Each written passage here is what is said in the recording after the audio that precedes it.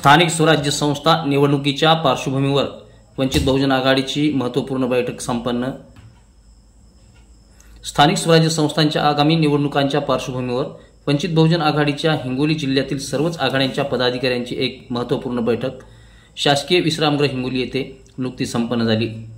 वंचित बहुजन आघाडीच्या राष्ट्रीय कार्यकारिणी सदस्या अरुंधतीताई सिरसाट यांच्या मार्गदर्शनाखाली ही नुकतीच बैठक पार पडली आहे।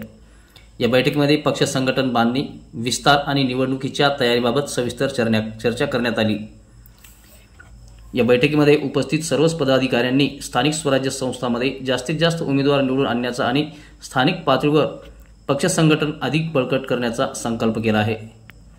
यावेळी राष्ट्रीय कार्यकारिणी सदस्य अरुंधतीताई सिरसाट, जिल्हाध्यक्ष अनिल कांबळे, जिल्हा कार्याध्यक्ष राजू इंगोले, महिला जिल्हाध्यक्ष प्रभावती खंदारे, महासचिव ज्योतिपाल रणवीर, जिल्हा महासचिव सिद्धांत गायकवाड, जिल्हा सहसचिव राहुल करवंदे, जिल्हा कार्याध्यक्ष शिवाजी खरात, युवक आघाडी जिल्हा अध्यक्ष योगेश नरवाडे, युवक आघाडी जिल्हा उपाध्यक्ष प्रवीण बाराते, लखन खंदारे, युवा जिल्हा सहसचिव सुनील कांबळे, कळमुरी तालुका अध्यक्ष राजू कांबळे, हिंगोली तालुका अध्यक्ष विनोद नाईक, औंढा तालुका अध्यक्ष सुनील मोरे, माथाडी कामगार अध्यक्ष मुकुंदरावजी करवंदे तसेच अन्य पदाधिकारी व कार्यकर्ते या बैठकीला मोठ्या संख्येने उपस्थित होते।